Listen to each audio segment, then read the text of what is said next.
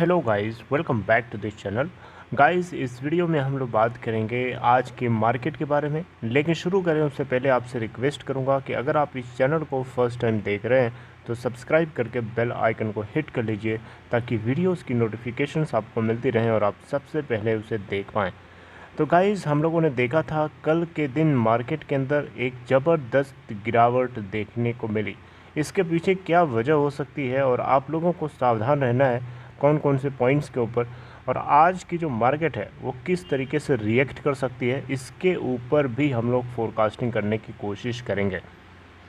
लेकिन सबसे पहले मैं आप लोगों के साथ जो है डिस्कस करूंगा कल के मार्केट की सिचुएशन के बारे में। एक बार जल्दी से निफ्टी की बात करें तो निफ्टी 50 ओपन हुआ था 14,946.55 के ऊपर, 14,696.05 का डाउन बनाता है, लो बनाता है, और 14,956.55 का हाई भी बनाता है। क्लोजिंग देता है 14,721.30 के ऊपर, जो कि आप देखें तो 189.15 पॉइंट डाउन है। यानी परसेंटेज में देखेंगे तो 1.27% डाउन क्लोज होता है अपने प्रीवियस क्लोजिंग प्राइस 14,910.45 के रिस्पेक्ट में। आप देख सकते हैं काफ़ी ज़्यादा गिरावट थी। गिरावट के पीछे क्या वजह हो सकती है, बड़ा इंटरेस्टिंग है जानना, लेकिन मैं आप लोगों को बताऊंगा। लेकिन बैंक निफ्टी की पहले सिचुएशन देख लेते हैं। बैंक निफ्टी के अंदर भी गिरावट देखने को मिली। ओपन हुआ था 34,905 के ऊपर, 905.05 के ऊपर, और लो बनाता है 34,126.85 का, और हाई बनाता है 35,100.50 का। अगर आप देखें तो क्लोजिंग प्राइस है इसकी 34,229.25 की, जो कि 1.65% डाउन क्लोज होता है। यानी 575.35 के पॉइंट से डाउन क्लोज होता है अपने लास्ट क्लोजिंग प्राइस के रेस्पेक्ट में, जो कि 34,804 था, 804.60 था। तो गाइज, इसके अंदर ह्यूज गिरावट देखने को क्यों मिली, क्या वजह हो सकती है, और आपको कौन कौन से लेवल्स के ऊपर ध्यान देखना है। निफ्टी बैंक और निफ्टी 50 दोनों के सपोर्ट और रेजिस्टेंस आप लोगों के साथ डिस्कस करूंगा। लेकिन अभी सबसे पहले मैं आपको बताना चाहूँगा कि इसके अंदर गिरावट क्यों देखने को मिली। तो गाइस, गिरावट की अगर हम बात करें तो आप देखें यहाँ पे तो ग्लोबली एक बड़ी इम्पोर्टेंट न्यूज़ चल रही है। आपने थंबनेल में देखा होगा कि 0.90 से सीधे जंप करके चला गया था, 0.90 से जंप करके सीधे चला गया था 1.68%। तो ये क्या है, ये किसके बारे में मैं बात कर रहा हूँ, क्या आपने गेस कर लिया? चलिए मैं आपको बता देता हूँ। ये बेसिकली मैं बात कर रहा हूँ यूएस के 10 ईयर्स ट्रेजरी बॉन्ड के बारे में। गाइस, एक बड़ा इंटरेस्टिंग डेटा हमें यहाँ पता चला है, और ये सबसे बड़ी गिरावट का जो कारण है ना वो यही है। ग्लोबल सेंटिमेंट्स नेगेटिव था, ग्लोबल पूरा सेंटिमेंट सेल ऑफ का था, बेरिश माहौल था। इसके पीछे सबसे बड़ा कारण यही है। ऊपर से कोरोना वायरस की जो सिचुएशन है वो बढ़ती जा रही है, तो वो एक चिंता का विषय बना हुआ है। वैक्सीनेशन ड्राइव ऑलरेडी चल रही है, लेकिन फिर भी कोरोना वायरस की संख्या बढ़ रही है, तो ये अपने आप में कहीं ना कहीं लोगों को एक भय क्रिएट करता है, लोगों के अंदर एक डर क्रिएट करता है, डर का माहौल क्रिएट करता है।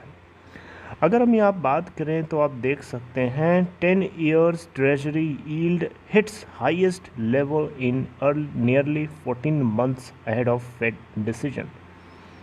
आप लोगों को मैंने कई बार बताया है कि जो यूएस के 10 ईयर्स ट्रेजरी बॉन्ड की जो यील्ड है और इसके अलावा 30 ईयर के ट्रेजरी बॉन्ड की जो यील्ड है, इन दोनों के ग्राफ के ऊपर आपको फोकस बना के रखना है। ऐसा इसलिए बोल रहा हूँ कि आप देखें हमारे मार्केट में, इंडियन मार्केट में कल और उससे पहले वाले दिन भी हमें गिरावट देखने को मिली कि नहीं मिली, कि उसके पीछे कारण क्या है? उसके पीछे कारण यही है कि जो 10 ईयर्स का ट्रेजरी बॉन्ड यील्ड है जो उसके ऊपर मिलने वाला, वो बढ़ता हुआ जा रहा है।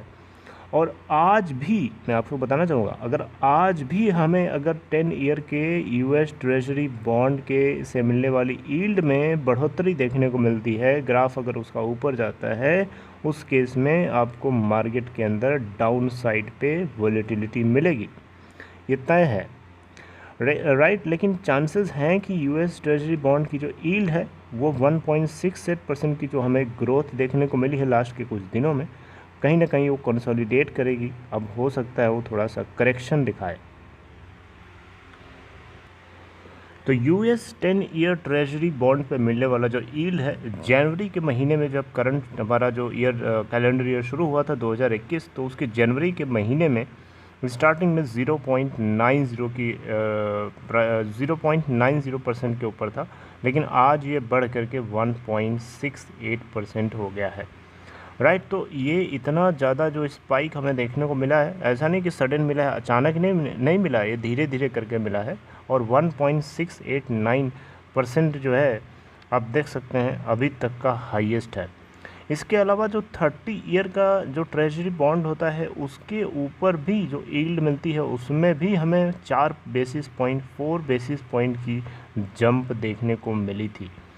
राइट, तो आपको पता होना चाहिए कि यूएस के ट्रेजरी बॉन्ड से मिलने वाली यील्ड जो है वो उसके ऊपर जो यील्ड है, बेसिकली यील्ड में गिरावट होना एक अपने आप में कहीं ना कहीं इन्वेस्टर्स को इस बात को लेकर के स्टिमुलेट करता है दिमाग में कि वो अपना जो कैपिटल है, अपने लिक्विडिटी है, वो इक्विटी मार्केट के अंदर इन्फ्यूज़ करें।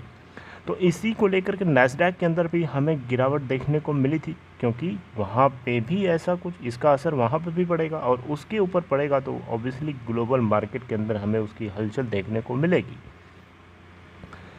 इसी बीच में एक इन्वेस्टर्स को जो सबसे ज़्यादा बड़ी चीज़ का इंतज़ार है वो क्या है, वो है फेडरल मीटिंग। जी हाँ guys, federal open market committee जो कि 2 दिन की इनकी पॉलिसी मीट है। राइट, तो इससे क्या कुछ कंक्लूजन निकलता है, क्या पॉइंट्स निकल के आते हैं इकोनॉमिक और इकोनॉमिक और उससे जुड़े हुए इंटरेस्ट को लेकर के जो फोरकास्टिंग करी जाएगी वो अपने आप में कहीं ना कहीं मार्केट के अंदर एक ट्रेमर क्रिएट करने के लिए बहुत ही ज़्यादा इम्पोर्टेंट होगी। राइट, तो यहाँ पे जो फेड के ऑफिशियल्स हैं वो काफ़ी एक्सपेक्ट कर रहे हैं कि जो रेट्स हैं वो बढ़ाए जाएंगे। ठीक है, और आप यहाँ देखें तो जो सेंट्रल बैंक है वो एक्सपेक्ट कर रहा है कि जो स्ट्रॉन्गर ग्रोथ होने वाली है उसको एक्नॉलेज कर रहा है, और ये एक फेडरल की जो पॉलिसीज़ हैं उसको इजी और स्पॉटलाइट में रखने में काफ़ी हद तक मदद करेगा। अब आपको ये चीज़ भी पता है कि जो बाइडेन है 1.9 ट्रिलियन डॉलर के 1.9 ट्रिलियन डॉलर का जो फंड है बेसिकली यूएस के अंदर स्टिमुलस पैकेज के रूप में जाएगा जो वहाँ के सिटीजन्स हैं उन सभी के लिए। तो ये भी अपने आप में एक बहुत बड़ी बात है, लेकिन अभी जो सबकी नज़रें टिकी हुई हैं वो है फेड की जो 2 दिन की पॉलिसी मीट है, इसके ऊपर क्या कंक्लूजन निकलता है वो अपने आप में बहुत ही ज़्यादा मार्केट के अंदर मोमेंटम क्रिएट करने में काफ़ी हद तक रिस्पॉन्सिबल होगा। यूएस ट्रेजरी बॉन्ड तो होगा ही होगा, लेकिन साथ साथ में कहीं ना कहीं यूएस ट्रेजरी बॉन्ड का जो ग्राफ है उसके ऊपर भी जो फेड की मीटिंग है उसका असर देखने को मिलेगा, ऐसा नहीं कि नहीं मिलेगा। तो गाइस अब रेजिस्टेंस और सपोर्ट की बात कर लेते हैं। तो आप देखें यहाँ पे तो बैंक निफ्टी के लिए जो रेजिस्टेंस और सपोर्ट है मैं आप लोगों को सबसे पहले बता देता हूँ। यहाँ पे अगर बैंक निफ्टी की बात करें तो 34,229.30% जो है, या ऐसे समझिए 33,870.56 का जो लेवल है ये इसके लिए क्रूशियल सपोर्ट की तरह काम करेगा, और उसके नीचे अगर गिरता है उस केस में 33,511.93 का लेवल इसको स्ट्रांगली सपोर्ट देगा। वहीं निफ्टी बैंक अगर ऊपर जाता है, मार्केट के अंदर जो सेंटिमेंट है वो पॉजिटिव आते हैं, उस केस में इसको जो रेजिस्टेंस फेस करना पड़ सकता है 34,844.16 के ऊपर, और उसके ऊपर अगर क्रॉस करता है तो उसको 35,459.13 के ऊपर रेजिस्टेंस फेस करना पड़ेगा। अब हम बात करते हैं निफ्टी 50 के लिए। तो यहाँ पे जो क्रूशियल सपोर्ट लेवल रखा गया है वो है 14,626.03 का। उसके नीचे जो सपोर्ट है 14,530.77 का। वहीं हम रेजिस्टेंस की बात करें, अगर बुल मार्केट होता है उस केस में 14,886.53 के ऊपर इसको रेजिस्टेंस देखने को मिलेगा, और उसके ऊपर 15,051.77 के ऊपर। राइट। तो इन लेवल्स को आपको दिमाग में रखना है और उसी के अकॉर्डिंगली आपको रिएक्ट करना है।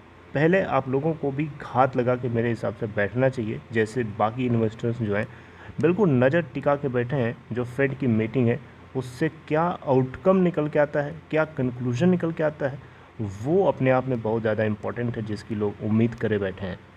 राइट। तो मेरे हिसाब से आप लोगों को भी घात लगा करके बैठना चाहिए और उसके ऊपर नज़र बनाए रखना चाहिए कि क्या होता है। जैसा कुछ होगा फेड की मीटिंग का जो कंक्लूजन आएगा मार्केट को किस तरीके से इम्पैक्ट करेगा, ये सारी बातें मैं आप लोगों से नेक्स्ट टाइम यानी नेक्स्ट वीडियो के जरिए बताने की कोशिश करूँगा। I will try my best. So this is all for this video guys. I hope you liked it. If you liked it, please give a thumbs up. And if you are interested to open Demat or trading account, there is a link in description box of this video to open your account in Upstock. Take care guys. See you next time. Goodbye.